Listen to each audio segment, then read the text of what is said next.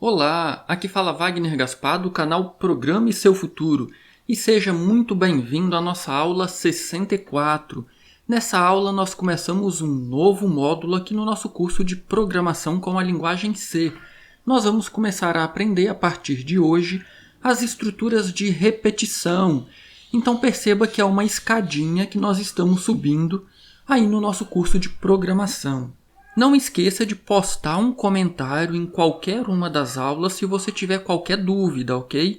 Dúvidas não respondidas ou não esclarecidas pode dificultar o bom andamento do curso aí na aprendizagem das aulas seguintes. Então, sempre pergunte, não fique com dúvida. E aproveite e já deixa seu like aí nessa aula. O seu like é muito importante para ajudar o canal a crescer. Vamos começar aqui aprendendo a estrutura de repetição para.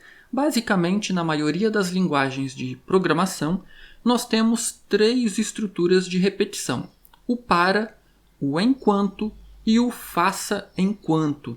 Nesta aula aqui nós vamos aprender como funciona o para.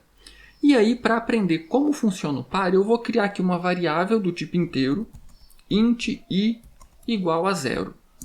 E aí, vamos pensar o seguinte: apenas utilizando o que nós aprendemos até hoje, como que eu faço ou como que eu posso fazer para imprimir o valor dessa variável na tela e em seguida incrementar ele em uma unidade? Imprimir novamente e depois incrementar em uma unidade, até que eu tenha imprimido na tela os valores de 0 a 10. Ou seja, eu imprimo o valor da variável i, que vale 0, incremento para 1, imprimo novamente, incremento para 2, imprimo novamente, incremento para 3 e assim sucessivamente até chegar no valor 10. Como que eu poderia fazer isso? Bom, uma forma muito simples seria esta aqui. Vou utilizar a nossa função de saída, vou imprimir um número inteiro, vou colocar um espaço. De onde virá esse número inteiro? Da minha variável i. Se eu simplesmente executar o meu programa dessa forma, nós teremos impresso na tela o valor 0, que é o conteúdo aí da nossa variável i. Eu vou compilar aqui o meu programa e aí vamos então apenas confirmar esse resultado. Perceba que nós temos aqui apenas o número 0. Então agora, se eu quero ir incrementando, o que eu posso fazer? Eu posso colocar aqui abaixo o incremento, só que eu não vou fazer dessa forma. Eu vou incrementar o i aqui. Nossa, Wagner, mas eu posso incrementar o i aí dentro dessa forma? Posso. Perceba que o incremento está à direita. Então, primeiro será impresso o valor do i, neste caso 0, e só depois eu vou então incrementar o i para 1. Agora, eu vou copiar essa linha e eu vou colar ela aqui abaixo algumas vezes. Então, essa linha vai imprimir o valor 0, agora o valor 1, 2, 3, 4, 5, 6, 7, 8, 9, 10. E aí, a nossa variável i vai terminar com o valor 11. Mas o 11 não será impresso na tela. Por quê? O incremento está à direita. Então, eu vou imprimir o valor 10 e em seguida a variável vai ser incrementada para 11. Mas como eu não coloquei outro printf aqui, nós teremos então os valores de 0 a 10. Como eu alterei o programa, eu vou compilar novamente. E aí perceba que nós temos agora uma sequência de números de 0 a 10. Contudo, perceba o seguinte: se você é um estudante atencioso que presta atenção nos detalhes, você deve ter percebido que nós temos aqui 11 linhas de código, correto? 11 printfs, da linha 9 até a linha 19. E aí, eu te pergunto, tem alguma diferença, por exemplo, entre a linha 9 e a linha 10? Ou entre a linha 10 e a linha 11? Ou tem alguma diferença entre qualquer uma dessas linhas? Elas são exatamente iguais, concorda? Nós estamos imprimindo o valor da variável i na tela e em seguida incrementando o i em uma unidade. Não há nenhuma diferença em qualquer uma dessas linhas. E aí já fica um alerta aqui. Toda vez que você tiver uma repetição de código exatamente igual, ou na grande maioria das vezes que você tiver uma repetição de código exatamente igual, sem nenhuma alteração, significa que aquele código ali ele pode ser melhorado. Ou criando uma função, ou criando um procedimento que nós ainda veremos no nosso curso mais à frente, ou simplesmente utilizando um bloquinho de repetição. Perceba que essas linhas são exatamente iguais. Olha o que eu vou fazer aqui agora. Como que funciona? Eu vou colocar aqui agora a nossa estrutura de repetição para. Mas antes disso, um detalhe importante que eu já estava esquecendo. Perceba o seguinte, o que nós fizemos aqui, ou o que aconteceu aqui. Nós tivemos uma condição inicial. Qual foi essa condição inicial? A nossa variável i começou com 0. Nós tivemos aqui uma condição de parada, que foi quando a nossa variável i chegou em 10. O último valor que nós imprimimos foi 10. E nós tivemos um incremento. Perceba que a cada impressão nós fizemos um incremento de uma unidade. A variável i recebeu mais 1. Então, o nosso para ele tem basicamente essa estrutura. Nós temos a nossa estrutura para, eu vou colocar aqui em comentário porque eu estou fazendo ela aqui em português. Então, a nossa estrutura para, ela tem essa cara.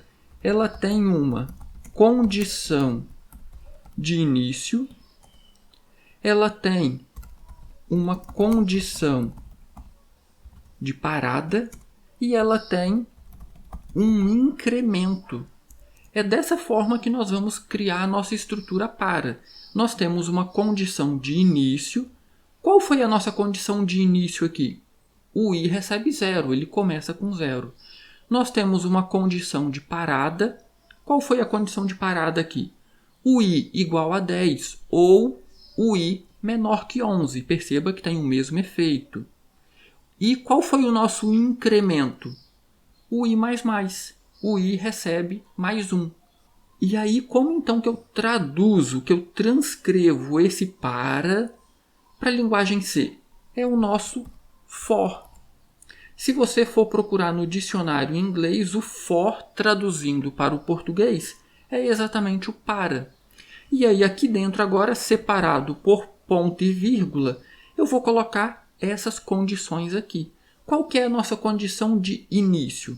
Eu vou colocar a nossa variável i, começa com 0. Perceba, é a nossa condição de início. I começa com 0. Qual que é a nossa condição de parada? Normalmente, você pode escrever essa condição de parada de algumas formas diferentes. Por exemplo, como eu mencionei, a última impressão é 10. Então, eu posso dizer que a condição de parada é quando a minha variável i for menor ou igual a 10. Então, enquanto o valor de i for menor ou igual a 10, eu continuo executando. Tem outra forma de fazer isso aqui? Tem. I menor que 11.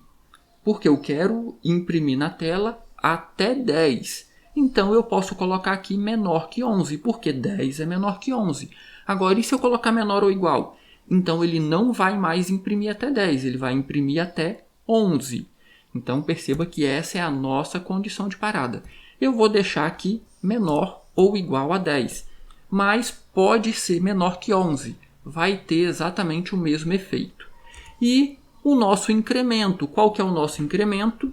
I mais mais. Eu estou incrementando a variável i em uma unidade. Agora, o que eu faço aqui dentro do nosso para? Eu vou colocar a nossa função de saída, aspas duplas, %d espaço, porque eu vou imprimir um inteiro. Qual inteiro é esse que eu vou imprimir? É o valor da nossa variável i. E aí perceba que aqui não tem um incremento. Por que não tem um incremento que teria aqui? Porque esse incremento está sendo feito aqui na nossa estrutura de repetição. Perceba que as nossas condições de início, parada e incremento, elas são feitas aqui na linha 23, dentro da estrutura for, a nossa estrutura para. nossa condição de início i igual a 0, a nossa condição de parada i menor ou igual a 10 e o nosso i incrementado em mais uma unidade. Essas duas linhas aqui vai fazer exatamente a mesma coisa que esse monte de printfs que nós colocamos aqui em cima, das linhas 9 até as linhas 19. Aí, para a gente perceber a diferença, nesse último printf aqui, eu vou saltar duas linhas, porque é o nosso último printf. Eu vou agora compilar e executar esse nosso programa para a gente entender melhor o que está acontecendo aqui. Então eu vou compilar, e aí perceba que nós temos duas listas de números de 0 a 10 exatamente iguais. Essa primeira lista aqui de cima, ela foi gerada por essa sequência de printfs. Perceba que eu imprimo um número inteiro e um espaço. Eu imprimo um número inteiro e um espaço. Foi exatamente o que aconteceu aqui, sempre incrementando 1. Então, eu imprimo 0, 0 mais 1, 1. Eu imprimo 1, 1 mais 1, 2. Eu imprimo 2, 2 mais 1, 3. E assim eu vou fazendo até chegar em 10. Eu imprimo 10, 10 mais 1, 11, nessa linha de baixo. Eu imprimo 10, 10 mais 1, 11, e aí terminou. Então, o i termina em 11, mas eu só imprimi até o 10. E aqui eu saltei duas linhas. É esse espaço que nós temos aqui. Quando chegou aqui no nosso para, perceba que nós temos exatamente a mesma sequência. E aí, como que funciona isso aqui? Perceba que, independente do valor que o nosso i terminou, na condição inicial do nosso para, eu disse que i começa com 0. Então, eu joguei fora aquele 11 que estava aqui. Eu perdi ele, eu sobrescrevi ele como valor 0. E aí a sequência de execução é exatamente essa. I começa com 0, e aí ele vem para a condição final, para a condição de parada, e faz esse teste. Olha os nossos operadores relacionais aqui, olha, aparecendo aqui no nosso programa. Então ele vai testar 0 é menor ou igual a 10? Verdadeiro. Aí o que ele vai fazer? Ele vai fazer o que está dentro do printf. Ele vai imprimir o valor 0. E aí tem um espaço aqui também. Imprimiu o valor 0, aí que ele vai fazer um incremento. Então perceba que ele faz a primeira parte, a inicialização. Ele faz a segunda parte, que é o nosso teste de parada. Imprime o valor de i, e aí que ele vai incrementar. Então, imprimiu 0, 0 mais 1 dá 1. Ele volta e testa de novo. 1 é menor ou igual a 10? Verdadeiro.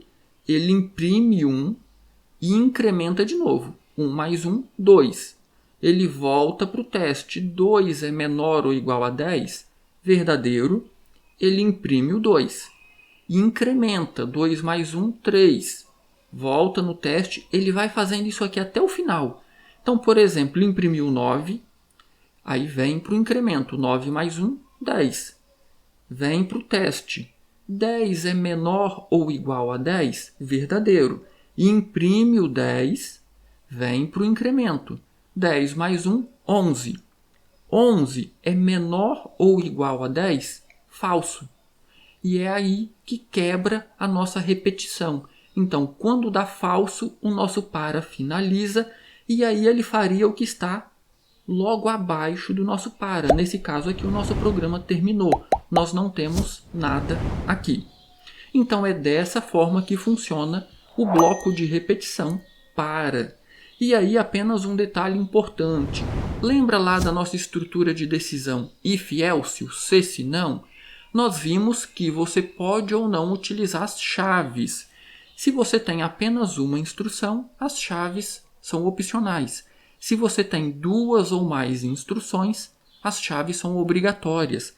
Aqui no nosso bloco de repetição é a mesma coisa. Perceba que eu não coloquei aqui um par de chaves. Por quê? Eu só tenho aqui dentro uma instrução, o printf. Se eu tivesse duas ou mais instruções, aí eu seria obrigado a colocar aqui um par de chaves. Abrir chaves aqui, vou dar um Enter e vou fechar aqui. Então, novamente, o for é igual o if else.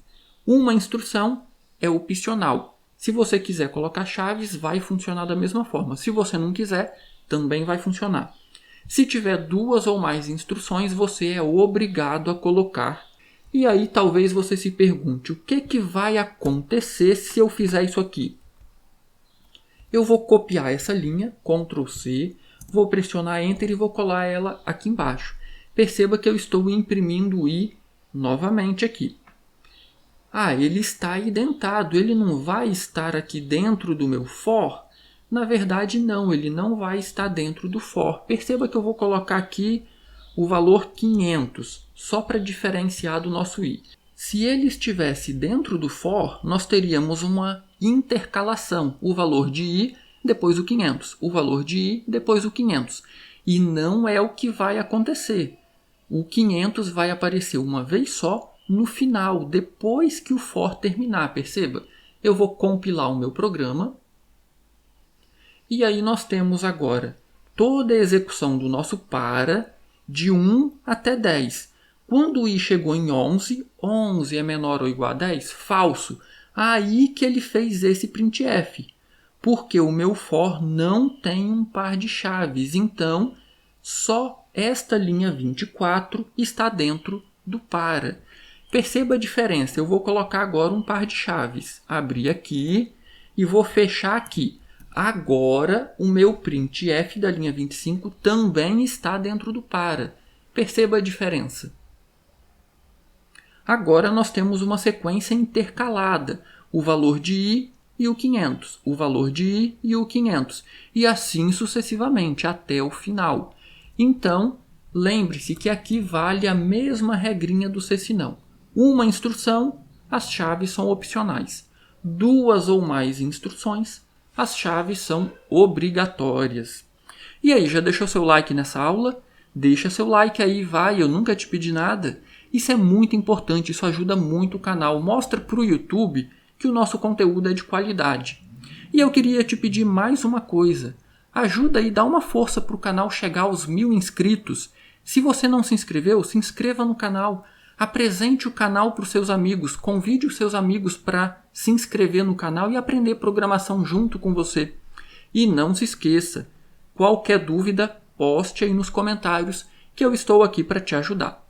Um grande abraço e até a nossa próxima aula.